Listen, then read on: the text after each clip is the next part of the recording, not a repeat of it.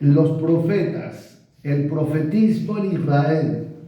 El profetismo es un don de la tierra prometida. Fijaos que es un detalle muy importante este.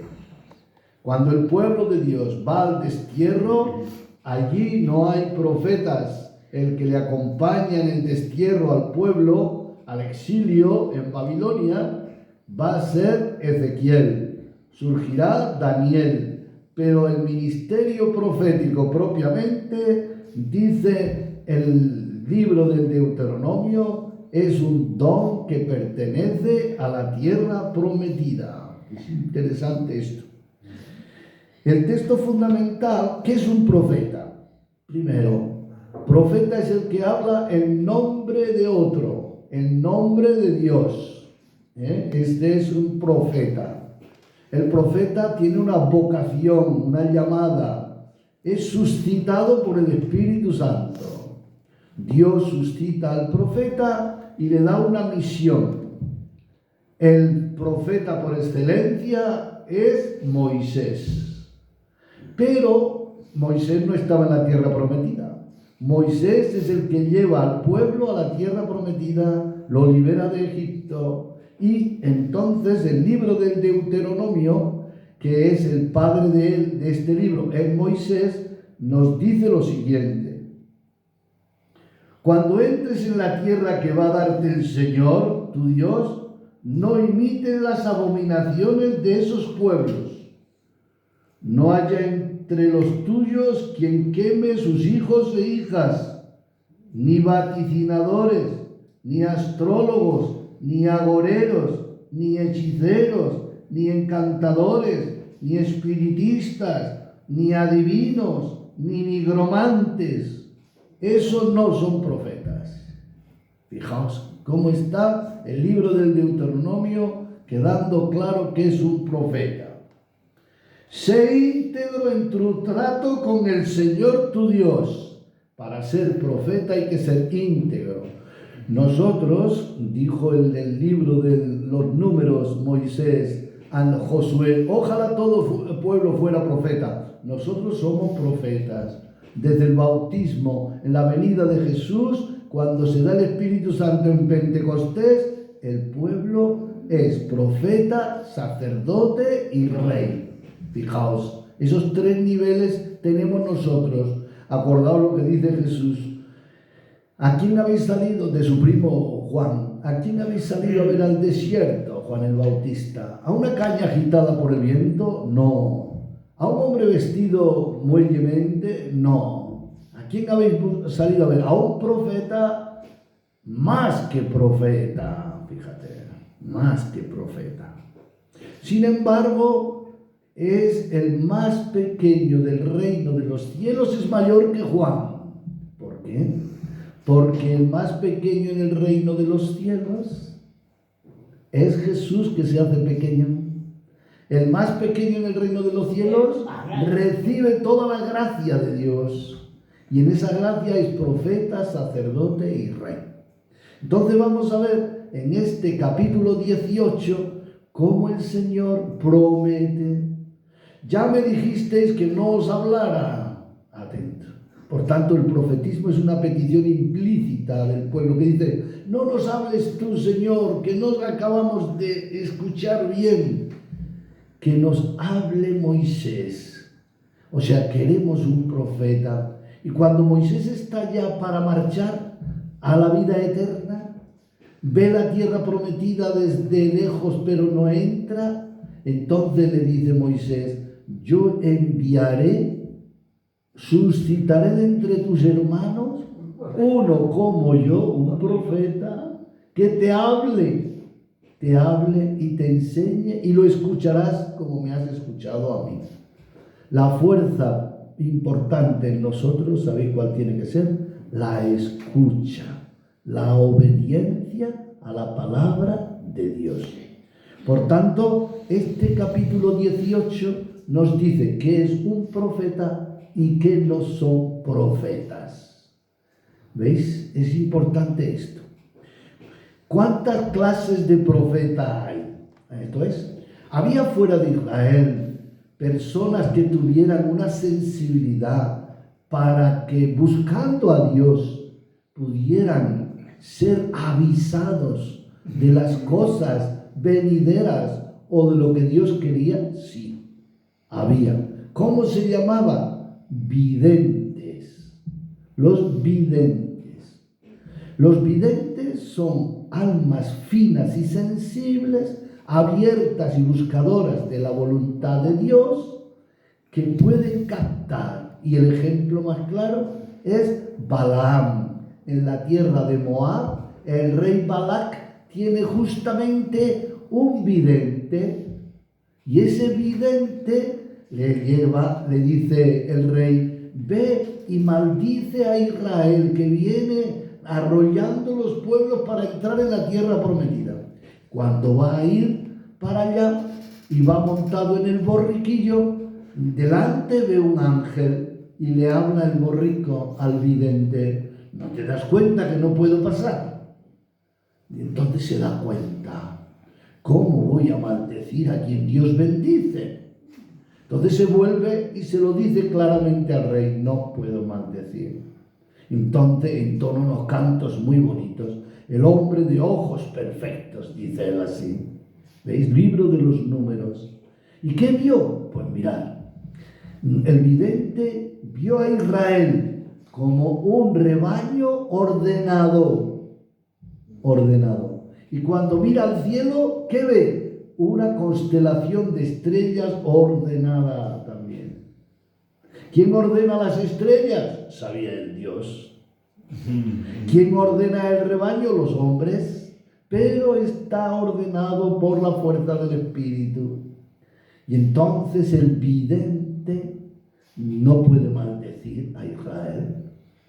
Y entonces tienen que dejarle paso para que entre en la tierra prometida. El profeta de los tuyos, tu hermano, como yo, te suscitará el Señor tu Dios. A él escucharéis. Dice: el Señor me respondió: tienes razón, suscitaré un profeta de entre tus hermanos como tú. Pondré mis palabras en su boca y les dirás lo que yo te mande. Ahí está. Y en estos últimos versículos dice que es un falso profeta. ¿Cómo se nota que un profeta es verdadero y se distingue de uno falso? Pues en que el verdadero profeta lo que dice se cumple. Y vamos a poner un ejemplo de un personaje que es llamado dentro de Israel, que es llamado vidente, hombre de Dios y profeta: Samuel. Y Samuel es el que va a organizar luego el profetismo, ya en la tierra prometida. ¿Veis? Samuel era juez de Israel. Lo podemos ver en el primer libro de Samuel, en el capítulo 9. Resulta ser que el pueblo ha pedido un rey. Y Samuel le dice: mirad, no pidáis un rey. El único rey es Yahvé, es Dios. Sin embargo, el Señor le dirige la palabra y le dice a Samuel: dale, Samuel, lo que el pueblo te pide. Porque no es a ti a quien rechazan, a quien me rechazan es a mí, fíjate. No obstante, en efecto, a los pocos días el Señor dice a Samuel: va a venir un muchacho al cual vas a ungir rey. Prepárate. Y se prepara. A los pocos días viene un muchacho alto, bien plantado, de la tribu de Benjamín, hijo de Quis, y resulta que se llamaba Saúl. Viene buscando unas asnas, unas burricas que se le han perdido. Las asnas. Y fijaos lo que dice. Cuando ya se iban a ir, porque estaban preocupados, no lo buscara el padre, porque estaban muy lejos de la tribu de Benjamín, estaban en los confines ya de Judá. Dice: precisamente en ese pueblo hay un hombre de gran fama. Lo que él dice sucede sin falta. Fijaos. Vamos allá. Entonces fueron para allá y le preguntaron. Fijaos bien que ahí en este pueblo hablaban, hay un vidente, fijaos, ya lo llamó vidente, luego un hombre de buena fama, y le van a llamar, hay un hombre de Dios, aquí está, Ish Yahvé, el Ish Yahvé, un hombre de Dios. Entonces resulta que, fijaos lo que dice Esther, tengo aquí ¿qué le pagamos? ¿Qué le pagamos? Y el criado dice, tengo aquí unos 2 gramos de plata, se lo pagamos y ya está, porque no tenemos más, ya estaban pasando hasta hambre. Entonces dice que caminaron hacia el pueblo en donde estaba el profeta, ya lo llama profeta la palabra de Dios. Según subían por la cuesta del pueblo, encontraron unas muchachas que salían por agua. Le preguntaron, ¿vive aquí el vidente? Fijaos bien. En Israel, antiguamente, el que iba a consultar a Dios decía así, vamos al vidente. Interesante. Porque antes se llamaba vidente, hoy se llama profeta. Ya veis que es un comentario que está haciendo el agiógrafo, ¿verdad? Ellos contestaron, sí, si te adelantas, precisamente hoy, dicen ellas, hoy ha llegado al pueblo, porque el pueblo celebra hoy un sacrificio en el Altozano. Y como son mujeres y explican las cosas muy bien, veis los detalles que le van a dar a Saúl y al criado. Dice, si entráis en el pueblo, lo encontráis antes de que suba al Altozano para el banquete, porque no se podrá comer hasta que él no llegue, pues a él le corresponde bendecir el sacrificio, y luego comen los invitados. Subid ahora, que ahora precisamente lo encontráis. Fijaos todos los detalles que han dado. Se nota que son mujeres las que hablan, ¿verdad? Porque están dando muchos detalles. Subieron al pueblo. Justamente cuando estaban en el pueblo, se encontraron con ellos Samuel, según salía para subir al Altozano. La frase más repetida es subir al Altozano. ¿Por qué? Porque con Dios uno se encuentra en lo alto y se encuentra en el banquete de comunión. Ahí está. Hay que subir a lo alto.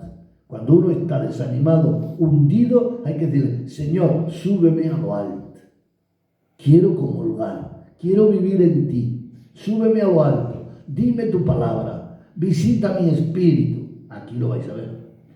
Mañana te enviaré. Fijaos, el día antes de llegar Saúl, el Señor había revelado a Samuel, mañana te enviaré un hombre de la región de Benjamín, para que lo unjas como jefe de mi pueblo Israel, y libre a mi pueblo de la dominación filistea, porque he visto la aflicción de mi pueblo, sus gritos han llegado a mí.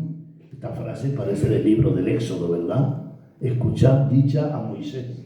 Está prácticamente trasladada aquí. Cuando Samuel vio a Saúl, el Señor le avisó, este es el hombre de quien te hablé.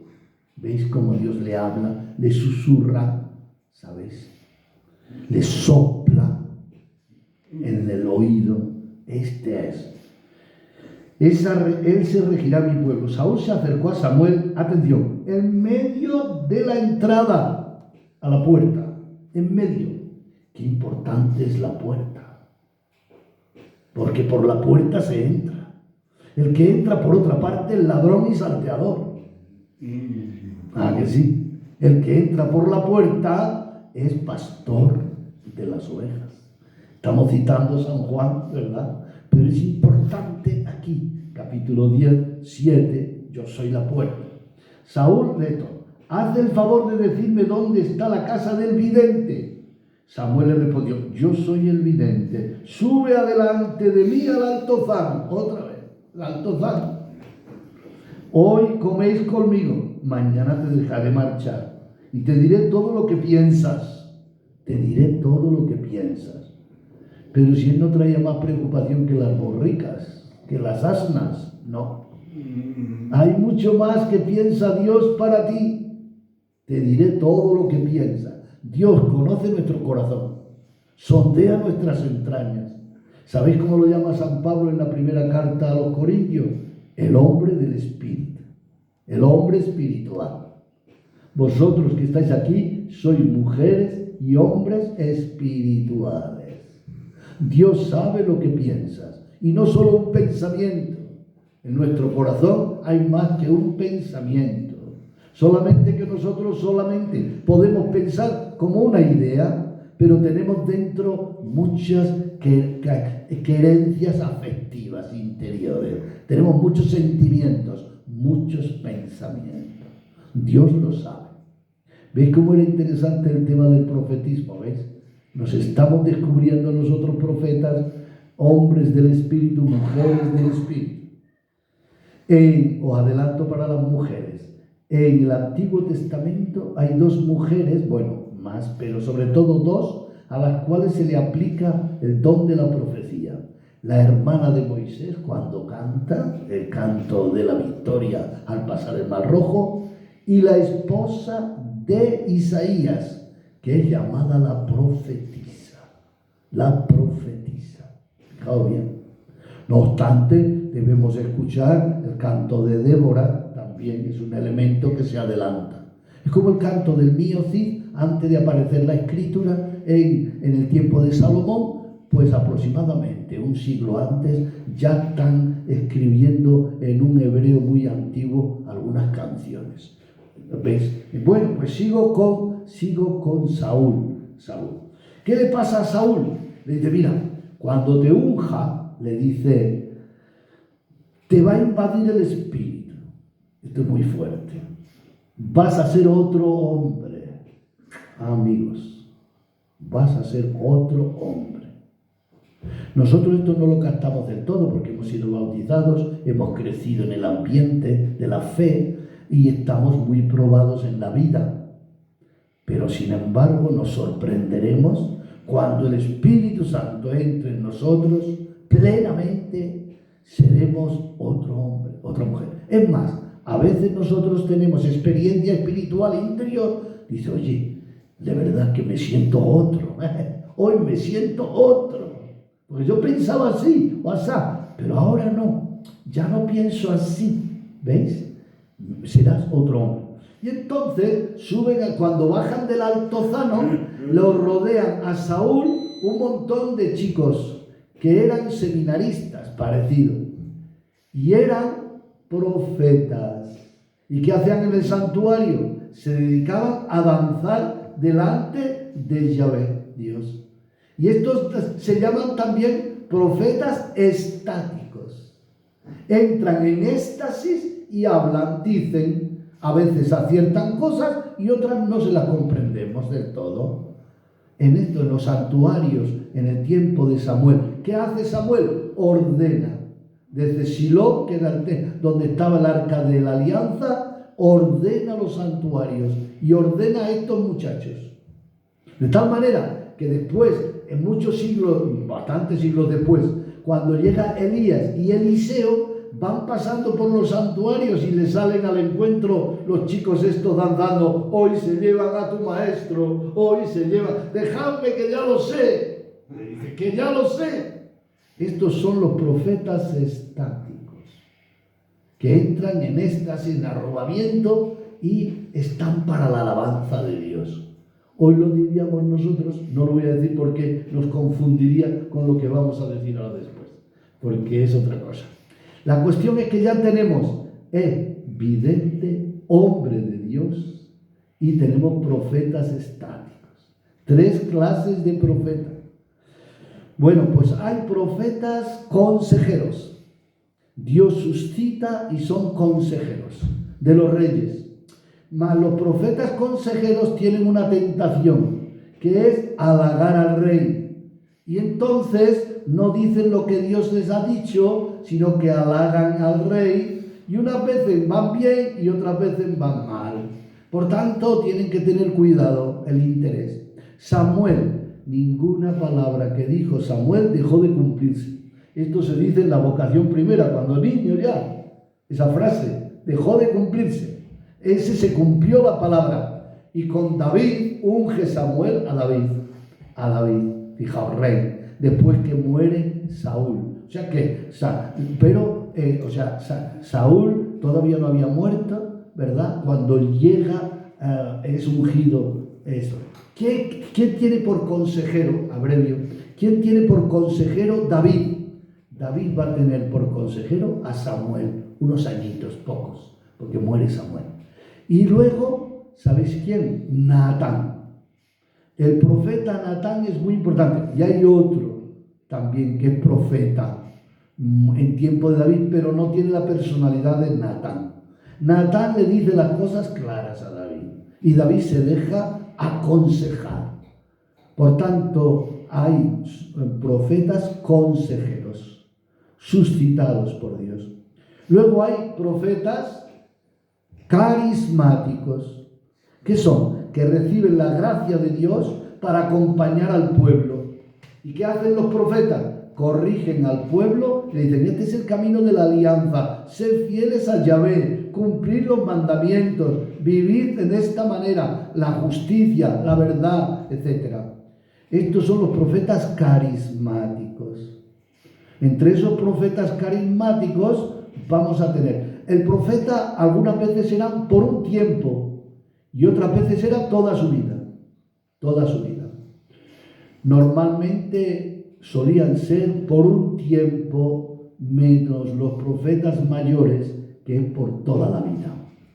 Por un tiempo, por ejemplo, nos encontramos un profeta carismático que surge, que es Elías, en el reino norte, y es un hombre servidor de la palabra y la gloria de Dios. La frase que define a Elías, ¿qué haces aquí, Elías, en el desierto solo? Me abraza la gloria, el celo por Dios. Han abandonado al Señor. Dice así, no te preocupes, que me he reservado 500 jóvenes que no han doblado sus rodillas ante Baal. No te preocupes, métete en la cueva que me voy a mostrar a ti. Entonces se mete en la cueva y pasa una brisa y le dice el Señor, sal fuera de la cueva que ahí paso yo. Entonces se tapó él. Dice, va pasando, santo, santo es el Señor misericordioso. Entonces estoy. Elías es muy importante, porque fijaos, cuando está en la noche oscura Elías, ¿sabéis dónde viene? Al Horeb. Viene buscando las tradiciones de Moisés. No va a Jerusalén, no, se viene al Horeb, es decir, se pasa un mes y pico de ejercicios espirituales ahí en el Horeb, a pan y agua, y Dios le alimenta. Dice, vete de aquí, porque el camino es mayor, aliméntate, que el camino es superior a tu fuerza. Entonces, Elías va a ser el único que deja un sucesor suyo, que es Eliseo, sí señor, Eliseo va a ser sucesor. Además, Elías va al cielo sin pasar por la muerte. Había pasado sin morir. Ya había un patriarca que había pasado hacia el cielo sin pasar por la muerte. Enoc, ¿sabéis? Enoc. Entonces, el siguiente misterio es este, aunque podríamos hablar de la muerte de Moisés, que también fue misteriosa. Pero el hecho es que sí, se sabe que sí, pero también se ve que Moisés va y dice, no sabemos dónde está la tumba. Luego, hay dos tradiciones ahí, en definitiva. La cosa es que Elías pasa, pero es interesante cómo sube Elías al cielo. Arrebatado en el carro de fuego. ¿Qué significa? Si Dios es fuego, se ha mostrado en esa teofanía.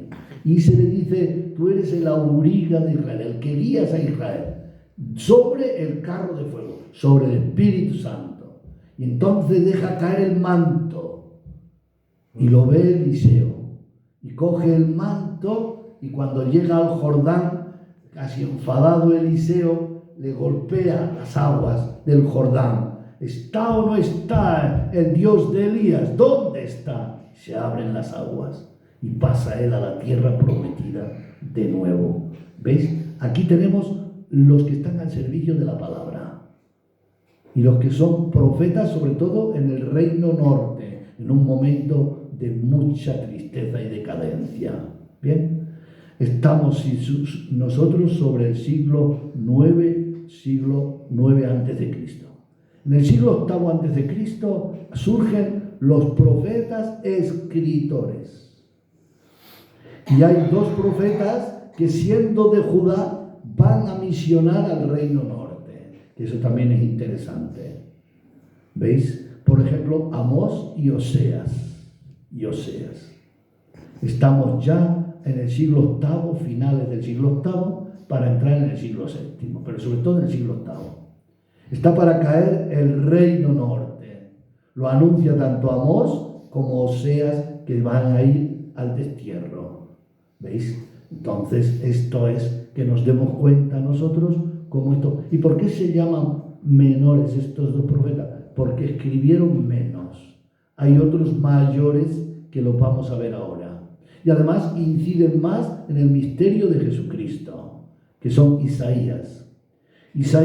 Para nosotros acercarnos a Isaías, debemos leer su comienzo, el comienzo del profeta, para que veáis lo importante. Isaías significa Yahvé salva, igual que Jesús. El mismo no viene a significar lo mismo que Jesús. Salva Yahvé, es como se suele traducir ahí. Salva. Visión de Isaías. ¿Cómo ha dicho usted? Hijo de Amós. Visión. Sí, señor. Hijo de Amós. Sí, señor.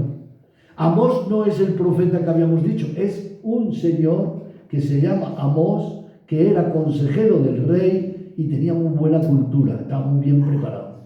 Y tiene un hijo dócil, bueno, limpio, que va a ser Isaías. Y el año que muere el rey Ocías, al que servía su padre, porque no penséis que allí contaban los años como los contamos nosotros, no. Ellos contaban los años a partir de un acontecimiento fuerte, sea negativo o positivo. ¿Veis? Y entonces, en la muerte del rey Ocías, ¿veis? El reino de Ocías, Jotán, Acaz y Ezequías. 40 años estuvo Isaías de profeta. Tuvo tiempo, recibiendo la palabra de Dios. Siendo consejero, no se corrompe. Y tuvo que decirle a algún rey cosas muy claras, como al rey Acaz. Estabais cansado a Dios. Y ya se sabe que Acaz es que conjugaba la fe en Dios, en Yahvé, con la idolatría. Y estamos descubriéndolo, el cura de Toledo, están descubriendo en la arqueología algunos santuarios que estaban cerca de Berseba en el tiempo de Acaz, y allí tenían unos dioses paganos. No era santuario de Yahvé. Fijaos qué tontos que somos los hombres, y aquel tiempo que hacían un bloque de granito, de piedra, le ponían el nombre del dios y allí hacían sus genuflexiones. Pobre gente, estaban perdidos. Pero claro, como el Yahvé Dios es espíritu, amigo, ¿veis? Entonces dice así, dice visión, la palabra visión. Esta va a ser la palabra que define al profeta primero Isaías, al primer Isaías. Visión de Isaías, hijo de Amós, acerca de Judá y Jerusalén. Capítulo 2. Visión. ¿Qué ve? ¿Con qué ve sus ojos? Es que queda definido con lo siguiente. Su vocación. Capítulo 6. Atención. El año de la muerte del rey Ocías, entró en el templo. Iba a contarle a Dios sus cuitas y penas. ¿Ves? Vi al Señor sentado sobre un trono alto y excelso. ¿Con qué ojos le ve? Con estos. Mi profesor de Sagrada Escritura, además era holandés, dice, es una visión física, no es una visión solo mística, no, es física. Porque dice, con mis ojos he visto. Y luego hay otro gesto físico, que ve al ángel que coge unas tenazas, unas brasas y se la aplica a los labios. Y dice, es un gesto simbólico, pero él lo está viendo. Y dice, ha quedado purificado y perdonado tu pecado. Entonces escucha el consejo. Así, Dios tiene un consejo y quiere salvar a su pueblo. ¿A quién enviaré? ¿Quién irá de nuestra parte? Y dice el profeta, disponible y purificado, aquí estoy, mándame. Y entonces va a predicar. ¿Veis? Este es el momento de la vocación, Al pueblo que va a ir a predicar es un pueblo de dura cerviz. Y es un pueblo, le está hablando de cosas interesantes. ¿Por qué? Porque es el pueblo de hoy, pero le habla también del pueblo del mañana. ¿Veis? Y entonces ahí es cuando le cuenta que este pueblo va a ir al destierro. Y cuando estén bien purificados, Dios pondrá el Espíritu sobre un tocón de la casa de Jesé y florecerá. ¿Veis? En el capítulo 7 de Isaías. Se llama el libro del Emmanuel. Ya tenemos el nombre, cómo va a ser el Mesías. El libro del Emmanuel. Fíjate. El Dios con nosotros. Dios con nosotros. Daos cuenta que esto es muy bonito. Y esta frase la va a tener San Mateo en el Evangelio de la infancia. ¿Cómo le ponemos al niño? Emmanuel, Dios con nosotros. La frase más fuerte de todo el Evangelio es esta: yo estaré con vosotros hasta el fin de los tiempos. Esa es la frase más fuerte y más real. Date cuenta de lo que te estoy diciendo. Se queda en la Eucaristía, se queda en la palabra, se queda en los enfermos, se queda en el sacerdote, se queda en los pobres. Yo estaré con vosotros. La pena es que estamos muy ciegos y no acabamos de verle y sentirle. Pero daos cuenta dónde comienza esa frase. Libro de... Cuando entra él, ¿sabéis qué ve? Por encima, fijaos cómo describe la orla del manto. Fijaos qué manto tendría Dios. Cubría el templo de Jerusalén, todo lo grande que era. Solo la orla del manto. Por encima de él había serafines erguidos. Oye, para estar delante de Dios erguidos hay que tener mucha santidad. Porque normalmente ante Dios uno se inclina en adoración, reconocimiento. Pero ellos, como están alabando y además están aleteando. Aletear. Eso recuerda la creación primera. ¿Veis? Y luego con otra parte tienen 6 alas. ¿Veis? Otras se cubrían el cuerpo. ¿Veis? Otros se tapaban la cara. Respeto ante Dios. El misterio. Entonces esto lo está contemplando, el rostro, tal. Y clamaban alternándose: santo, santo, santo, santo, santo, santo es el Señor. Fijaos de dónde viene la liturgia que decimos en la misa. De aquí.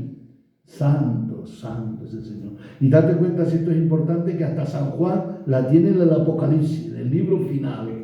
Se escucha la liturgia del cielo: santo, santo, santo. Nosotros somos unos privilegiados. ¿Por qué? Porque ya sabemos lo que se dice en el cielo. La cosa es que no nos hace eco a nosotros porque tenemos muchas capas de egoísmo. Si no tuviéramos tantas capas de egoísmo, se oiría mejor: santo, santo, santo es el Señor. Y por eso y voló hacia mí un serafín y con una ascua en la mano.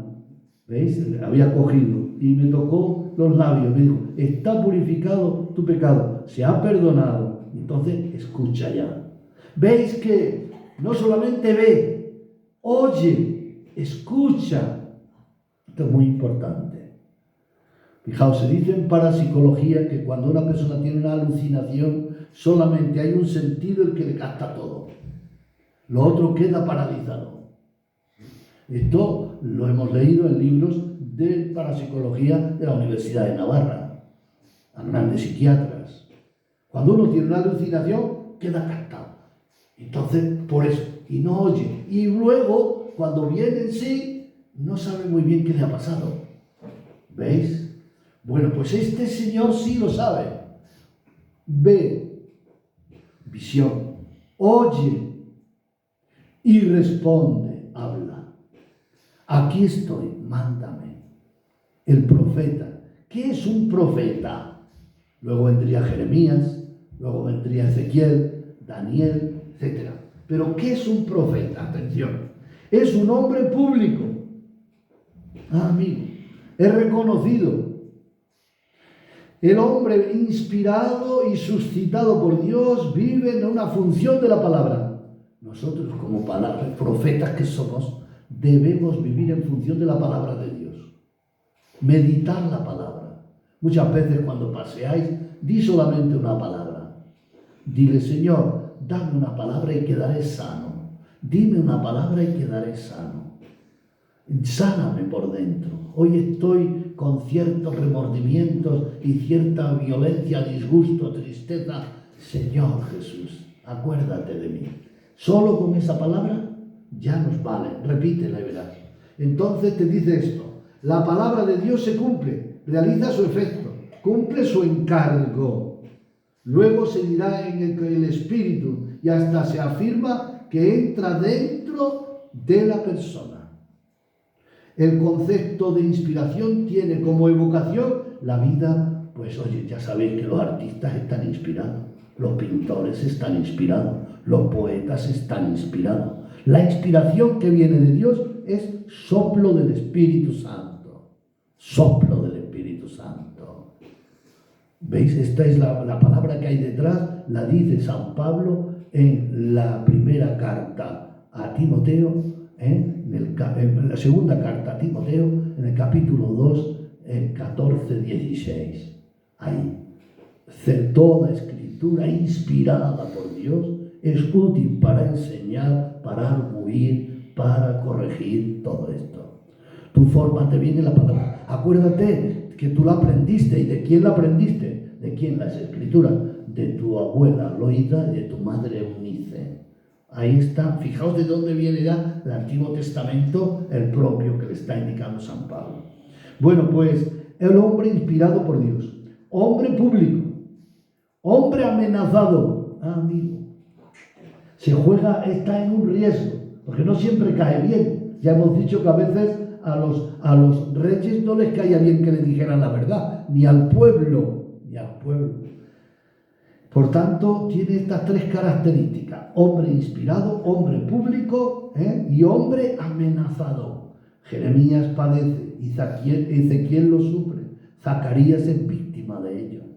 Nunca se debe olvidar que la profecía es un carisma, es una gracia de Dios y que viene enraizada a la tierra prometida. Cuando entra en la tierra prometida, la gente tiene que trabajar con sus manos, pero Dios da y pone su palabra. La teología latente es una escuela en valor de la palabra. Valor de la palabra. Entonces ya tenemos nosotros, por resumir hoy, que ¿qué no es? Hay un ejemplo interesante. ¿Qué no es un profeta? Pues nos lo pone, por ejemplo, en práctica un señor que se llamaba Saúl. Hemos hablado ya, ¿verdad?, de él. Bueno, pues resulta que Saúl, en los últimos días de su vida, ¿sabéis qué le sucede? Que Dios se calla. Samuel ha muerto. No tiene ningún profeta. Los que están alrededor de los santuarios no le responden. ¿Y entonces qué sucede? Bueno, pues dice a su hijo: oye, vamos a ir a visitar una nigromante. Y entonces se camufla, ¿veis? Se camufla y va allí donde la nigromante. La nigromante vivía al norte de Israel, en la parte del monte Tabor para allá. Ahí estaba la frontera del reino de Saúl, ¿veis? Y entonces, ¿qué le sucede? Cuando llega allí de noche, le dice: oye, quiero que me evoques a Samuel. Dice: ya sabes lo que ha dicho el rey. Ha echado a nigromantes, adivinos, astrólogos, los ha echado fuera del reino. Por mi vida que no te pasará nada. El otro está camuflado debajo de unas, ¿sabéis? Y su hijo Jonatán también. Entonces, cuando la mujer comienza a evocar a Samuel, entonces, ¿qué sucede? Pues mirad que en efecto Samuel responde. Se levanta el espectro de Samuel y dice: ¿por qué molestas mi descanso? Fíjate. La mujer se da cuenta antes de ver a Samuel, que Saúl es el rey. Dice, no te preocupes, tú pregúntale a Samuel. Y en efecto le pregunta y Samuel habla. Fijaos qué condescendencia tiene Dios. Samuel habla. Está en el capítulo 27, 28, versículo 3, donde va. Está a punto de una batalla en el monte Gelboa, que están aproximadamente a 10-12 kilómetros de donde estaba Saúl con su campamento y había ido. Y entonces se encuentra que le dice Samuel, mañana a estas horas tú y tus hijos estaréis conmigo. Mira que era alto Saúl, se cayó todo lo largo que era. Lo despierta la mujer de aquel mareo y le dice, venga, levántate y come. No quiero. Y se empieza a ser como un niño chico que no quiere comer. ¿Por qué? Porque tiene miedo a enfrentarse con el designio de Dios. Ahí está. Y entonces lo espabila, le dispone ese hombre, afróntate, no querías saber lo que te venía encima. La nigromante no es un profeta, es un campo prohibido al que no se debe consultar. ¿Por qué Dios le quita a Saúl el reino? Porque desobedeció, primero. Segundo, porque se volvió autónomo y gestionario. Y tercero, porque no obedece, sino que consulta el espiritismo y nigromantes. Los 3 pecados gordos que Dios no le pudo perdonar, fijaos bien, a Saúl. Por eso le quitó. Entonces la frase que quedará en tiempo de Saúl es esta: quiero obediencia antes que sacrificios. Luego se formulará misericordia quiero antes que sacrificio. Pero la primera opuesto es quiero obediencia. Hombre, yo voy a hacer sacrificio, paso aquí frío esta noche, lo ofrezco a Dios. No, obedece. Es que entonces no tengo constancia de que sea yo bueno. No, eso es soberbia. Tú obedece a quien te manda y te dice, ven, toma esto, toma aquello. Esto hay que obedecer. Obediencia quiero más que sacrificio. Y por último, ya veis lo que no es profetismo, ¿ves? Nigromantes, adivinos, tal. Dice Dios, protestan Aarón y Miriam, llenos de celo. Le dicen a Moisés, también con nosotros habla Dios, no solo contigo. Y entonces Moisés, que era el hombre más humilde del mundo, ve cómo Miriam se vuelve como leprosa. Y ve cómo el propio Aarón se queda como mudo.